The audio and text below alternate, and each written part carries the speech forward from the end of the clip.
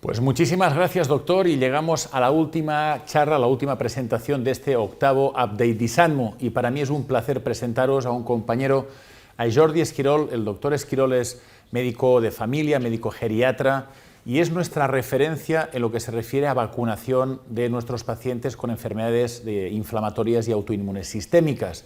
Y es que estos pacientes, como sabéis, reciben tratamientos inmunosupresores, biológicos, tienen un grado de inmunosupresión frecuentemente y por tanto están expuestos a más infecciones oportunistas.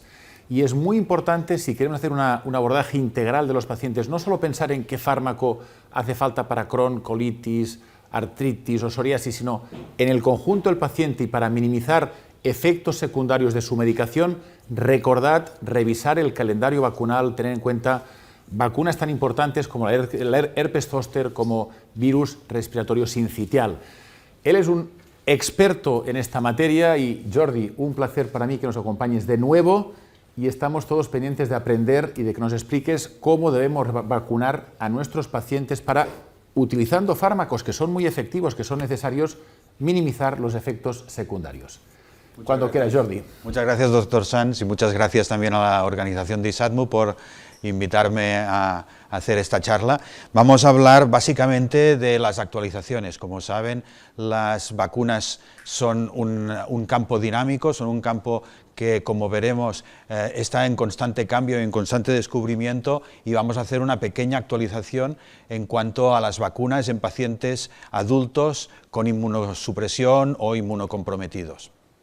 Primero haremos un pequeño recuerdo del sistema inmunitario. Recordemos que al nacer los humanos tenemos un sistema inmunitario inmaduro, por eso tenemos que poner muchas vacunas o algunas vacunas a los niños pequeños. Luego, en la edad adulta, tenemos un sistema inmunitario maduro, y después en la senectud tenemos la inmunosenescencia, que es el sistema inmunitario que se va agotando. En el caso de los pacientes que siguen tratamientos inmunosupresores, entonces en ese momento parece que la inmunodepresión lo que hace es como un avanzamiento de la inmunosupresión también, o del compromiso inmunitario de la senectud o la inmunosenescencia. Y es por eso que en los pacientes que siguen este tipo de tratamientos es más importante y es fundamental que podamos tener en cuenta de a qué vacunas podemos hacerles. El calendario vacunal, y aquí tenemos los objetivos del programa de vacunación últimos del Estado español, nos dicen que las vacunas en los adultos tienen unos objetivos para el 2025, y los objetivos están básicamente para el neumococo, para tétanos, difteria, para gripe y herpes zóster, que es una de las novedades de los últimos 2 años. En este caso, pues estos son los objetivos vacunales que se plantea el Estado español y que los profesionales sanitarios tenemos que tener en cuenta para cualquier paciente adulto. Y para ello, lo que hacen desde el gobierno, desde las instituciones sanitarias públicas, es crear y actualizar el calendario de vacunaciones e inmunizaciones a lo largo de toda la vida, que cada año lo van actualizando, y en este caso, pues aquí están las vacunas que se recomiendan desde los organismos oficiales en toda la vida de las personas. Pero en nuestro caso lo que nos interesa son la parte de los adultos. Y en los adultos inmunocompetentes, en los adultos sin problemas de inmunosupresión y sin tratamientos inmunosupresores, se recomienda, recordemos, en el embarazo, el tétanos, difteria y tosferina y gripe, si están en la época de vacunación gripal. De 19 a 64 años, en principio, solo se vacunan en algunos casos algunas dosis de recuerdo de tétanos, difteria, algunas de triple vírica, algunas de varicela, en los casos indicados, pero es a partir de los 65 años, por aquello que decíamos de la inmunosenescencia, tenemos que hacer una dosis de recuerdo de tétanos, difteria, recordar la gripe anual, una dosis de antineumocócica y una dosis, bueno, 2 dosis, pero una pauta vacunal de herpes zóster. Y aquí añadimos también las vacunas del COVID-19, y últimamente se están recomendando, aunque están fuera de calendario vacunal todavía, pero ya están en el mercado, las vacunas del virus respiratorio sincitial. En adultos de riesgo, que son los que nos interesan en este momento, hablando de ISATMU, nuestro tipo de pacientes son adultos de riesgo, y en estos casos vemos cómo los adultos con inmunodepresión, los pacientes con inmunodepresión, son esta columna de aquí, realmente ¿Qué necesitan? Pues necesitan que estemos al tanto de la vacuna de tétanos difteria, y en aquellas personas que tienen trasplante de órgano sólido o que tienen cánceres o hemopatías malignas, también el tétanos difteria y tosferina. En todo el resto tenemos que asegurar la vacunación con herpes zóster, la vacunación neumocócica, la gripe anual, la vacunación del COVID, y vamos a recomendar probablemente, aunque en España todavía la experiencia es muy corta, como veremos después, el virus respiratorio sincitial. Y el COVID-19 en inmunodepresión, muchas consultas se están haciendo sobre este tema, y la vacuna de COVID-19 está perfectamente recomendada para personas con inmunosupresión, de ir actualizando la vacunación. Esta es la página web del CDC, del Centro de Control de Enfermedades de los Estados Unidos, y nos dicen que tenemos que ponerla actualizada para la temporada 23-24, la dosis de vacuna de 2019, y el Estado español nos dice lo mismo. Aunque esta página es ya un poco más antigua, las indicaciones no han cambiado. O sea, las personas inmunodeprimidas o en tratamiento inmunosupresor realmente tienen un riesgo muy aumentado de padecer COVID-19 grave, y a menos que esté contraindicada, tenemos que mantener esta vacunación en este tipo de pacientes. Para finalizar o hacer el centro de la charla en las novedades, porque esto que decíamos más o menos ya lo sabemos, aunque hay que tenerlo muy presente. ¿Cuáles son las novedades? Pues las novedades de estos últimos 2 años ha sido el herpes zóster, y la novedad del último mes o de los últimos 2-3 meses es el virus respiratorio sincitial. Vamos a hacer un poquitín de hincapié en por qué están saliendo estas recomendaciones. En España tenemos una gran publicación que se hizo hace un par de años o 3, en 2020 creo que fue, 2022 fue, perdón, esta publicación, donde se ve las tasas de hospitalización por virus herpes zóster, que los médicos que estamos más en consultas externas no tenemos la conciencia de hospitalizaciones por herpes zóster, y vemos cómo hay alrededor de 10-11 hospitalizaciones por cada 100.000 habitantes y año repartidas en estas comunidades autónomas. Y las personas que más edad tienen son aquellas que necesitan más ingresar por herpes zóster. Es por eso que la vacunación de herpes zóster será básicamente para personas mayores de 60 o 65 años y personas inmunodeprimidas. Pero vamos viendo cómo también es muy importante ver cómo la progresión a lo largo de los años es aumentar. Esto es, desde los años 2000 hasta el 2018, el aumento de los ingresos por herpes zóster ha ido aumentando, y sobre todo en la banda más oscura, que es la línea de los mayores de 85 años, o en la línea más azul, que es la línea de mayores de 65 años. Y vemos también que estas hospitalizaciones se dan muchísimo más frecuentemente en hombres que en mujeres en cualquiera de los grupos de edad. Aquí vemos en esta última gráfica de este mismo estudio, vemos cómo realmente la recta o la línea de los hombres es muchísimo más frecuente en sus necesidades de ingreso hospitalario que en las mujeres. También vemos cómo las personas de mayor edad también tienen mayor riesgo de morir por culpa del herpes zóster durante este ingreso. Y tampoco es una cosa que tengamos como muy presente. El herpes zóster siempre se puede considerar, o a veces se considera, como algo banal, pero en realidad es una enfermedad importante. Y vemos que tanto en factores relacionados con el reingreso hospitalario como en factores relacionados con la mortalidad, las enfermedades que tienen relación con la inmunosupresión o con el estado inmunitario precario, las comorbilidades de este tipo realmente se relacionan muchísimo más con readmisiones hospitalarias y con muertes hospitalarias.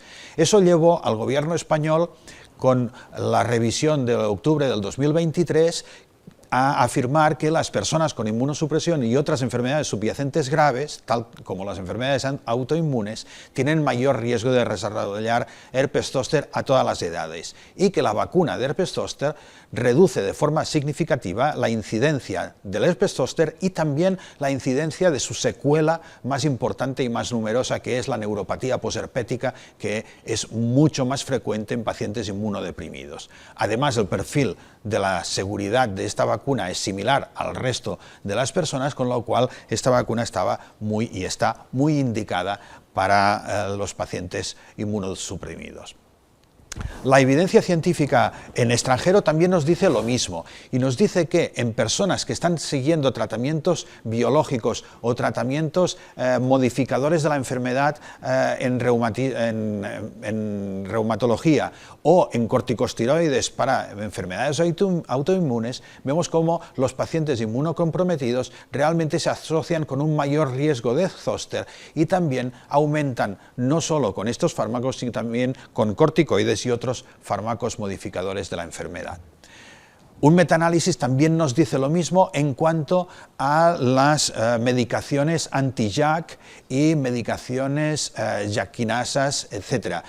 Es una revisión sistemática con metaanálisis que nos dice que como factor de clase estos medicamentos anti-JAK, todos ellos, y dependiendo de la dosis evidentemente, son inmunosupresores que aumentan el riesgo de herpes zóster. Por lo tanto, la evidencia científica es clarísima hacia tener que hacer una vacunación de herpes zóster en estos pacientes. Y en toda España ya se está haciendo. En toda España la vacuna del herpes zóster está indicada en mayores de 18 años como grupo de riesgo, o sea, personas con tratamientos con fármacos inmunosupresores, inmunomoduladores, personas, como ven aquí, según las comunidades autónomas, pero básicamente todas están más o menos igual, pues personas con hemopatías malignas, con este tipo de fármacos anti-JAK, con trasplante de precursores hematopoyéticos, con trasplante de órgano sólido, con herpes de repetición, etcétera, etcétera.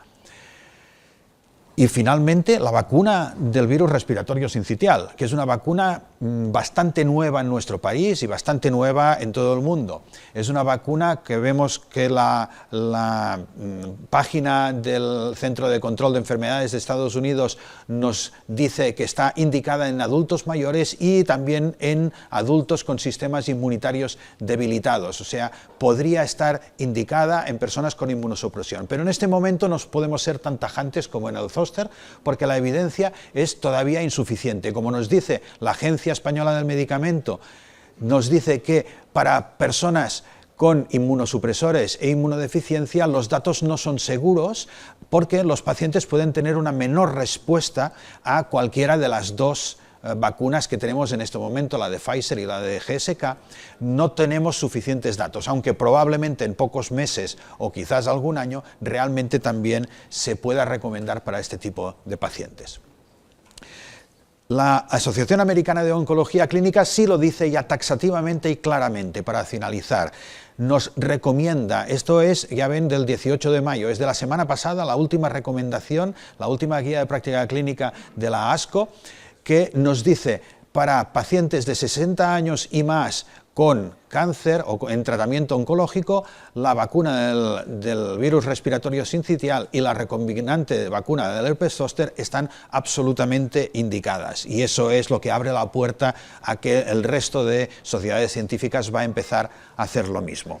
Y una última diapositiva que nos muestra la cuestión que decíamos al principio, de que el conocimiento científico sobre vacunas está evolucionando, y también hace escasamente una semana ha salido esta evidencia científica que es casi sorprendente y nos dice que la vacuna de Calmette-Guerin, del bacilo de Calmette-Guerin, la vacuna, diríamos, de toda la vida antituberculosa, protegió a los pacientes de COVID-19 y de otras infecciones. Y aquí han hecho realmente un estudio muy interesante donde vemos que los pacientes que habían recibido la vacuna de la tuberculosis habían tenido muchísima menos COVID, muchísima menos gripe y bastantes menos de otras infecciones. O sea que esta protección cruzada de la vacuna de la tuberculosis con otras enfermedades nos puede abrir la puerta y nos puede otra vez diríamos, contradecir aquellos antivacunas que siempre han dicho que la vacunación inhibe o duerme el sistema inmunitario. No, al revés, lo que parece ser es que realmente la vacunación contra una enfermedad realmente estimula al sistema inmunitario también útilmente para otras enfermedades. Así pues, para finalizar, simplemente recordar, para adultos y ancianos tenemos estas vacunas, tétanos, difteria, neumocócica, zóster y gripe, y para adultos de riesgo lo que nos recomiendan es repasar la vacuna de difteria y tétanos y poner la herpes zóster, la neumocócica y la gripe anual. Así que muchísimas gracias por su atención y si tienen cualquier pregunta, adelante, porque estamos a su disposición. Pues Jordi, un placer como siempre. No sé si me gusta más oírte hablar de, cuando hablas de inteligencia artificial, que lo haces de lujo, o de vacunas, que es otro de tus grandes topics, y ha sido un placer disfrutar de un experto. Y esto nos recuerda una cosa que comentábamos antes, más allá de los fármacos biológicos, del tratamiento con los últimos fármacos, recordar, revisar calendario vacunal, revisión ginecológica, prevención del riesgo cardiovascular, prevención de osteoporosis, ver al paciente en esos 360 grados y no olvidar ninguno de estos aspectos. Como siempre, un placer tener a nuestro compañero, a Jordi Esquirol. Ha sido clarísimo y todos hemos tomado notas de qué vacunas hemos de poner en nuestros pacientes con enfermedades inflamatorias y autoinmunes sistémicas. Y con esto, pues damos por finalizado este octavo update. Deciros que ha sido un placer escucharos a todos vosotros. He tomado todos, incluso los coordinadores de ISADMU, hemos estado tomando notas, todos hemos aprendido. Y que sepáis que nos podéis dirigir vuestras preguntas, que los vídeos estarán disponibles y a vuestra disposición en abierto de forma gratuita en nuestra web, y os emplazamos a las próximas actividades de ISADMU, que en diciembre va a ser la jornada que hacemos con las asociaciones de pacientes de Crohn, colitis, de artritis, psoriasis y lupus. En este caso es un evento dedicado a pacientes y familiares. Estas y muchas otras actividades de ISADMU estáis más que invitados a seguirlas. De nuevo, Jordi, mil gracias y a todos vosotros por escucharnos.